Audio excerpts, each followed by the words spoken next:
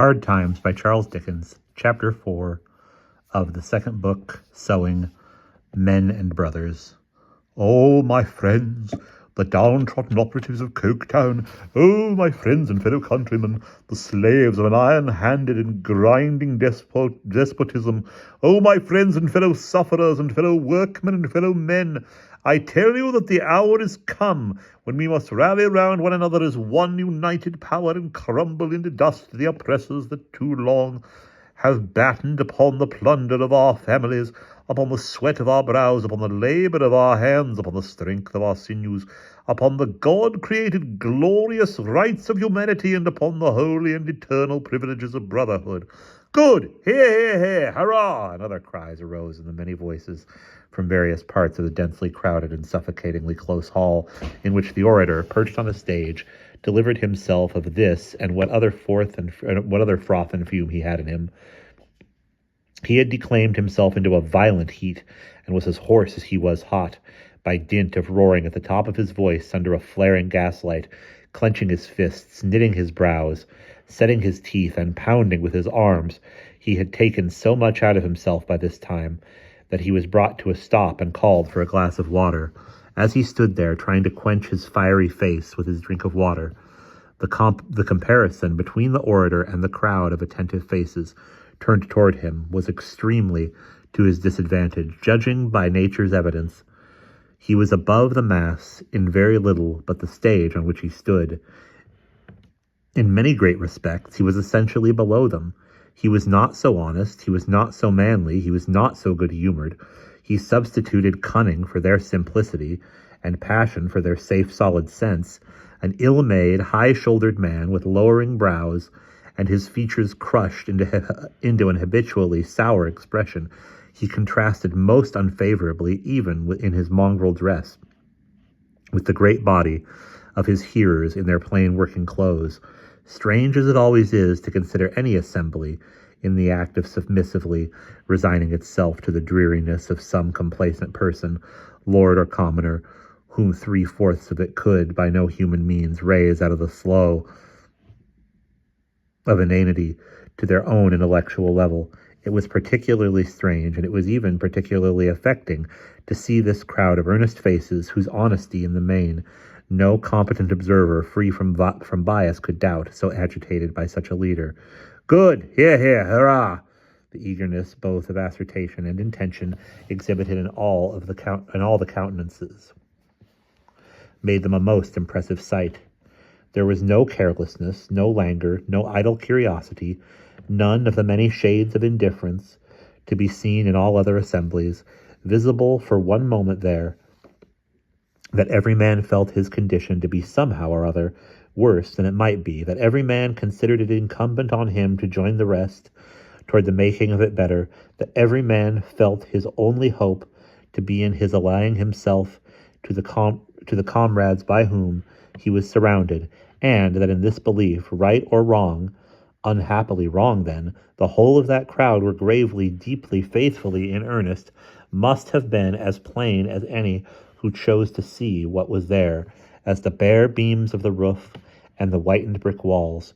Nor could any such spectator fail to know in his own breast that these men, through their very delusions, showed great qualities, susceptible of being turned to the happiest and best account, and that to pretend, on the strength of sweeping axioms, howsoever cut and dried, that they went astray wholly without cause, and of their own irrational wills, was to pretend that there could be smoke without fire, death without birth, harvest without seed, anything or everything produced from nothing.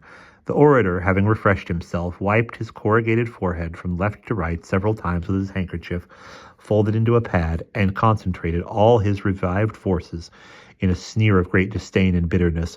Oh, but my friends and brothers, oh, men and Englishmen and downtrodden operatives of Coketown, what shall we say of that man, that working man, that I should find it necessary so to libel the glorious name, who, being practically and well acquainted with the grievances and wrongs of you, the injured pith and marrow of this land, and having heard you with a noble and majestic pusillanimity that will make tyrants tremble, resolve for to subscribe to the funds of the United Aggregate Tribunal, and to abide by the injunctions issued by that body for your benefit, whatever they may be. What, I ask you, will you say of that working man, since such I must acknowledge him to be, who at such time deserts his poor and sells his flag, who at such a time turns a traitor and a craven and a recreant, who at such a time is not ashamed to make you the dastardly and humiliating avowal that he will hold himself aloof,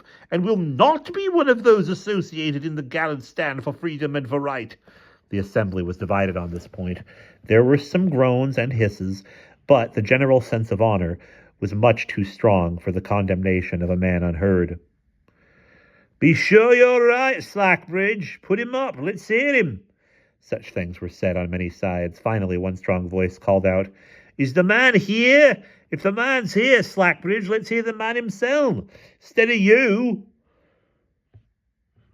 which was received with a round of applause. Slackbridge, the orator, looked about him with a withering smile, and, holding out his right hand at arm's length, as the manager of all Slackbridges is, to still the thundering sea, waited until there was a profound silence. "Oh, my friends and fellow men," said Slackbridge then, shaking his head with violent scorn, "I do not wonder that you, the prostrate sons of labour, are incredulous of the existence of such a man, but he who sold his birthright for a mess of pottage existed, and Judas Iscariot existed, and Castalet existed, and this man exists."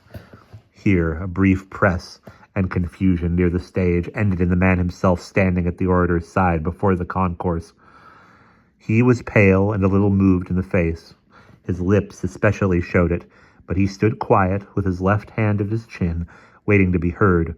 There was a chairman to regulate the proceedings, and this functionary now took the case into his own hands. "My friends," said he, "by virtue of my office as your president, I ask our friend Slackbridge, who may be a little overheater in this business, to take his seat, whilst this man, Stephen Blackpool, is here. You all know this man, Stephen Blackpool. You know him. Along his misfortunes and his good name." And with that, the chairman shook him frankly by the hand and sat down again. Slackbridge likewise sat down, wiping his hot forehead, always from left to right, and never the reverse way. "My friends," Stephen began in the midst of a dead calm, "I ha' heard what's been spoken of me, and 'tis licky that I shan't mend it.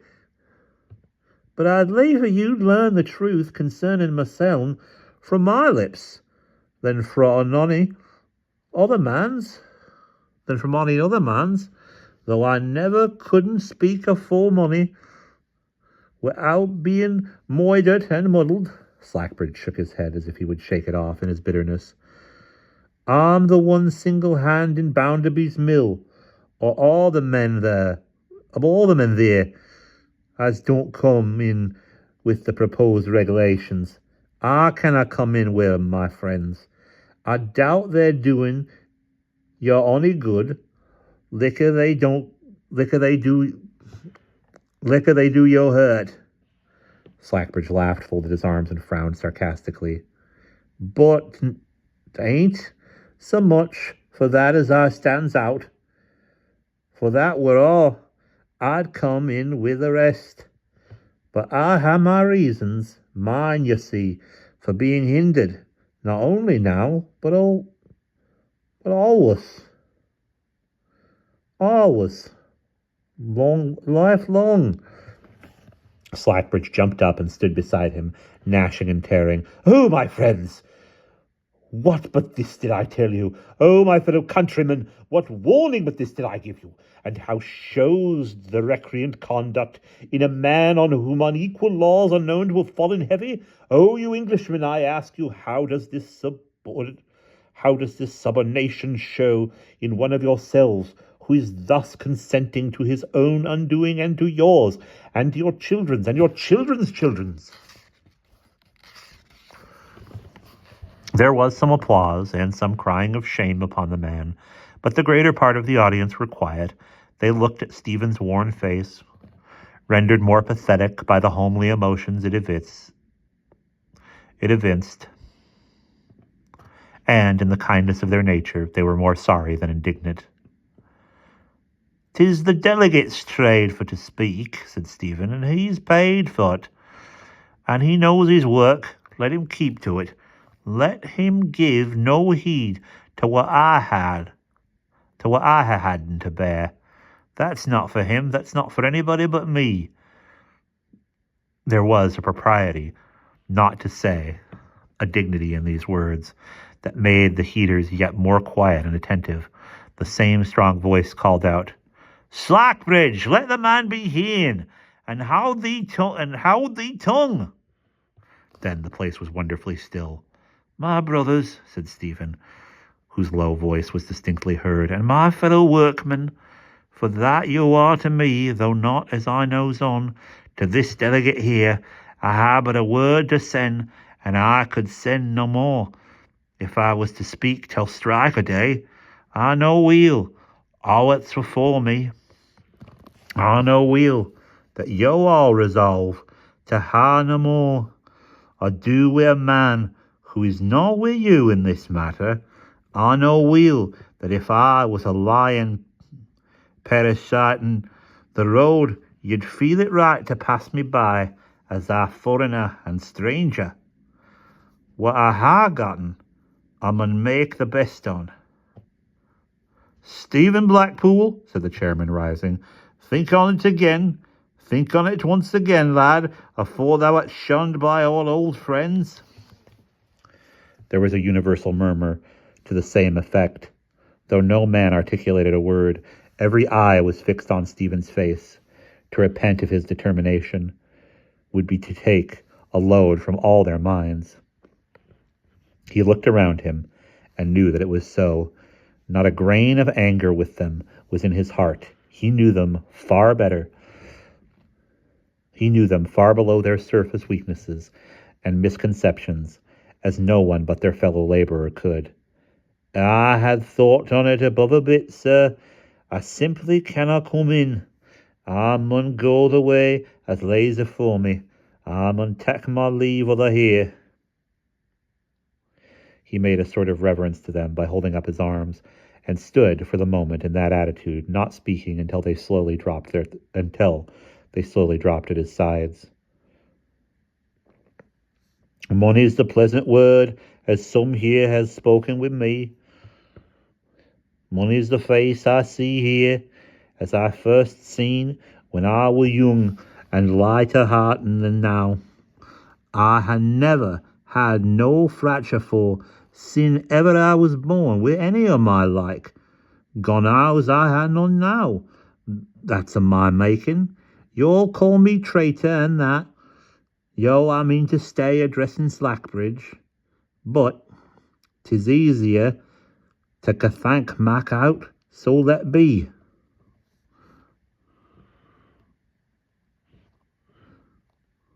"But 'tis easier to call than Mac out, so let be." He had moved away a pace or two to come down from the platform, when he remembered something he had not said and returned again.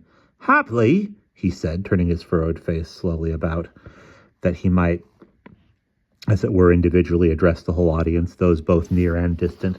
"Haply, when this question has been taken up and discussed, there'll be a threat to turn out. If I'm let to work among you, I hope I shall die ere ever such a time comes, and I shall work solitary among you unless it comes truly. I mun don't, my friends, not to brave you, but to live. I ha no but work to live by, and wherever can I go? I who have worked sin I was no height at all in Coketown here. I make no complaints of being turned to the wall, or being outcasten and overlooking for this time forward, but hope I shall be let to work, if there is any right for me at all, my friends. I think 'tis that." Not a word was spoken, not a sound was audible in the building, but the slight rustle of men moving a little apart, all along the center of the room, to open a means of passing out to the man with whom they had all bound themselves to renounce companionship, looking at no one and going his way with a lowly steadiness upon him that asserted nothing and sought nothing. Old Stephen, with all his troubles in his head, had left the scene. Then Slackbridge, who had kept his oratorical arm extended during the going out, as if he were apprising with infinite solicitude and by a wonderful moral power the vehement passions of the multitude, applied himself to raising their spirits. Had not the Roman Brutus, O my British countrymen, condemned his son to death, and had not the Spartan mothers, O my soon-to-be victorious friends, driven their flying children on the points of their enemies' swords? Then was it not the sacred duty of the men of Coketown, with forefathers before them, an admiring world in company with them, and a posterity to come after them, to hurl out traitors from the tents they had pitched in a sacred and godlike cause? The winds of heaven answered yes, and bore yes, east, west, north, and south, and consequently 3 cheers for the united aggregate tribunal. Slackbridge acted as a fugleman, and gave the time. The multitude of doubtful faces, a little conscience-stricken, brightened at the sound and took it up. Private feelings must yield to the common cause. Hurrah! The roof had vibrated with the cheering when the assembly dispersed. Thus easily did Stephen Blackpool fall into the loneliness of lives, the life of solitude among the familiar crowd, the stranger in the land who looks into 10,000 faces with some answering look and never finds it, is in cheering society as compared with him who passes 10 averted faces daily that were once the countenances of friends. Such experience was to be Stephen's now, in every waking moment of his life, at his work, on his way to it and from it, at his door, at his window, everywhere, by general consent. They even avoided that side of the street on which he habitually walked, and left it, of all the working men, to him only. He had been for many years a quiet, silent man, associating but little with other men, and used to companionship with his own thoughts. He had never known before the strength of the want in his heart for the frequent recognition of a nod, a look, a word, or the immense amount of relief that had been poured into it by drops through such small means. It was even harder than he could have believed possible to separate in his own conscience his abandonment by all his fellows from a baseless sense of shame and disgrace. The first 4 days of his endurance were days so long and heavy that he began to be appalled by the prospect before him. Not only did he see no Rachel all the time, but he avoided every chance of seeing her, for although he knew that the prohibition did not yet formally extend to the women working in the factories, he found that some of them with whom he was acquainted were changed to him, and he feared to try others, and dreaded that Rachel might be even singled out from the rest if she were seen in his company. So he had been quite alone during the 4 days, and had spoken to no one, when, as he was leaving work at night, a young man of a very light complexion accosted him in the street. "Your name's Blackpool, ain't it?" said the young man. Stephen colored to find himself with his hat in his hand, in his gratitude for being spoken to, or in the suddenness of it, or both. He made a feint of adjusting the lining, and said, "Yes, you are the hand they have sent to Coventry, I mean," said Bitzer, the very light young man in question. "You are the hand they sent to Coventry, I mean," said Bitzer, the very light young man in question. Stephen answered, "Yes," again. "I suppose so, from their all appearing to keep away from you. Mr. Bounderby wants to speak to you. You know his house, don't you?" Stephen said, "Yes," again. "Then go straight up there, will you?" said Bitzer. "You're expected, and have only to tell the servant it's you. I belong to the bank, so if you go straight up without me, I was sent to fetch you, you'll save me a walk." Stephen, whose way had been in the contrary direction, turned about and betook himself, as in duty bound, to the red brick castle of the giant Bounderby. And that is the end of chapter 4.